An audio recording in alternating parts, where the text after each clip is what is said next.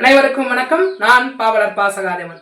இன்னைக்கு நம்ம பார்க்க போறது என்ன அப்படின்னா, 10ஆம் வகுப்பு பாட புத்தகத்தில் இருக்கக்கூடிய முதல் இலக்கண பாடம் சொல் அப்படிங்கிற தலைப்புல பார்க்கிறோம்.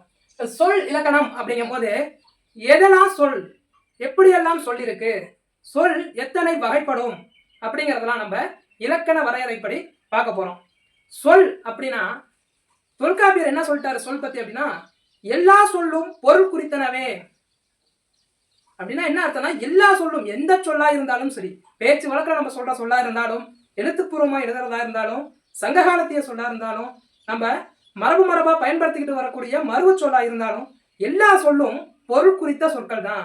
எந்த ஒரு பொருளும் இல்லாம, மீனிங்கே இல்லாம, அர்த்தமே இல்லாத ஒரு சொல் இருக்குமா அப்படின்னா இருக்காது. ஏன்னா எல்லா சொல்லுக்கும் ஒரு அர்த்தம் இருக்கும், ஒரு பொருள் இருக்கும். அப்படிங்கிறது தான் தொல்காப்பியர் எல்லா சொல்லும் பொருள் குறித்தனவே அப்படின்னு நூற்பாவில் சொல்லியிருக்காரு. நம்ம சொல் அப்படிங்கிறது எத்தனை வகை அப்படின்னு பார்த்தோம்னா 3 வகையா பிரிச்சிருக்கோம்.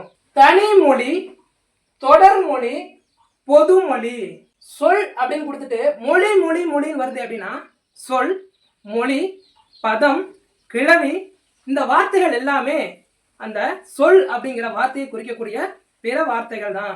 அயற்சொல் மாதிரி ஒரே அர்த்தம் தான் இந்த வார்த்தைகளுக்கு எல்லாத்துக்குமே. மொழின்னு சொன்னாலும், பதம்னு சொன்னாலும், கிளவின்னு சொன்னாலும், சொல் அப்படின்னு சொன்னாலும், எல்லாத்திற்கும் மொழி அப்படின்னு சொன்னாலும் ஒரே அர்த்தத்தை குறிக்கக்கூடிய வார்த்தைகள் தான்.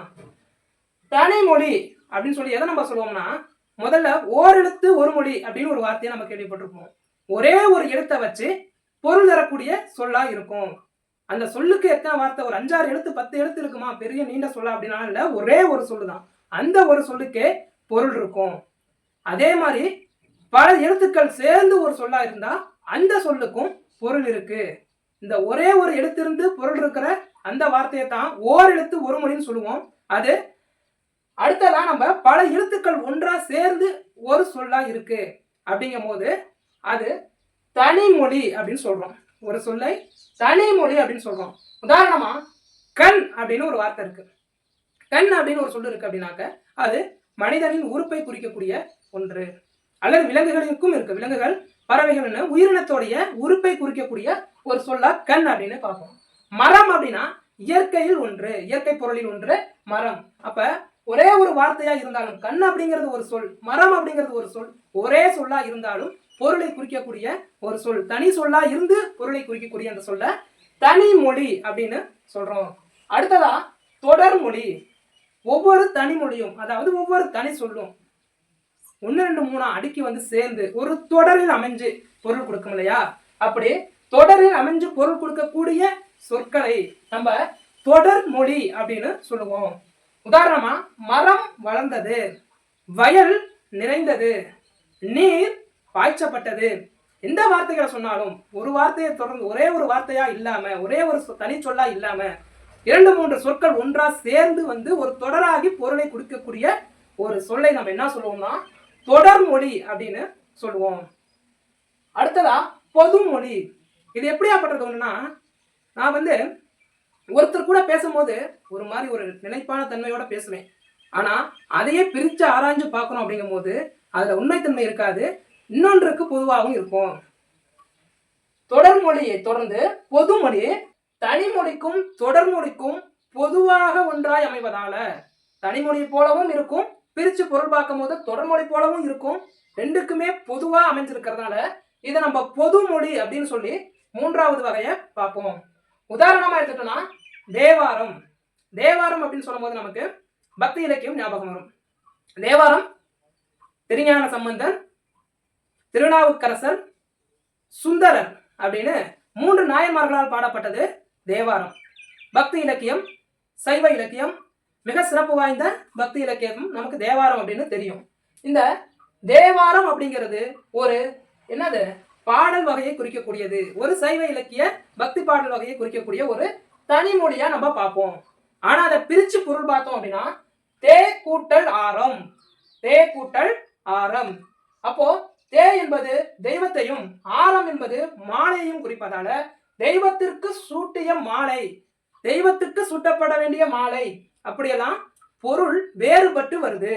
தேவாரம் என்ற ஒரு சொல் ஒரு பாடலாக பொருள் பெற்றுச்சு. இது தனிமொழி அப்படின்னு சொல்லி பார்த்தோம்னா நம்ம புரிஞ்சுக்கிட்டோம். அதே சொல்ல நம்ம பிரிச்சு பொருள் பார்க்கும் போது தே கூட்டல் ஆரம்னு வந்து தெய்வத்திற்கு சூட்டிய மாலை அப்படின்னு இப்ப ஒரு பாடலா இல்ல, தெய்வத்திற்கு சூட்டிய ஒரு மாலைன்னு ஒரு மாலை பொருளா, பூமாலை பொருள் மாதிரி வேறுபட்ட பொருளை கொடுத்ததால இது வந்து தனிமொழிக்கும் தொடர்மொழிக்கும் பொதுவாக அமைந்த பொது மொழி வகையை இந்த வார்த்தை சார்ந்து இருக்குது. இன்னொரு உதாரணமா தாமரை அப்படின்னு பார்ப்போம். தாமரை அப்படின்னா குளங்கள்ல அழகா வளர்ந்திருக்கும். நம்மளுடைய இந்திய திருநாட்டின் தேசிய மலர் தாமரை அப்படிங்கிறது தெரியும். ஒரு பூ, பூ பெயர் இல்லையா, தாமரை அப்படின்னு சொன்னா ஒரு மலர். இத பிரிச்சு பொருள் பார்த்தோம் அப்படின்னா தா கூட்டல் மறை, தா கூட்டல் மறைங்கும் போது தாவுகின்ற மான் அப்படின்னு சொல்லி ஒரு பூ பெயர் ஒரு விலங்குடைய பெயருக்கு வேறுபட்ட பொருளை கொடுக்குது. பூவா இருந்த ஒரு பேரு தாமரைன்னு சொல்லும் போது பூ அப்படின்னு சொல்லி அதோடைய பொருள் வந்தது. தா கூட்டல் மறைன்னு பிரிக்கும் போது ஒரு தாவுகின்ற ஒரு செயலை செய்யக்கூடிய மான் அப்படின்னு ஒரு விலங்கினத்தோடைய பெயரா வேறுபட்டு பொருளை வந்ததால இது தனிமொழிக்கும் தொடர்மொழிக்கும் பொதுவான ஒரு பொது மொழி வகையை சார்ந்த வார்த்தையாக வந்திருக்கு. இப்போ சொல் அப்படின்னு சொன்னாக்க மூன்றே வகைதான். ஒன்று தனிமொழி, மற்றொன்று தொடர்மொழி, அடுத்ததா இரண்டுக்கும் பொதுவான பொதுமொழி. இந்த மூன்று வகைகள் தான் சொல்லுக்கான வகைகள் அப்படின்னு சொல்லி பவனந்தி முனிவர் அவர்கள் நன்னூல் அப்படிங்கிற இலக்கண நூல்ல கொடுத்திருக்காரு. எப்படி அவர் சொல்லியிருக்காரு? ஒரு மொழி ஒரு பொருள் எனவாம், தொடர்மொழி பல பொருள் என, பொது இருமையும் ஏற்பன. அந்த நூற்பாவை நிறுத்தி நிதானமா பொருள் பாருங்க. நூற்பாவுடைய தெளிவான விளக்கம் இருக்கு. ஒரு மொழி ஒரு பொருள் எனவாம், அதாவது ஒரு வார்த்தையை வைத்து வரக்கூடிய சொல் தனிமொழி, அதாவது ஒரு பொருளை கொண்டு இருக்கக்கூடியது. ஒரு மொழி ஒரு பொருள் எனவாம், தொடர்மொழி பல பொருள் என.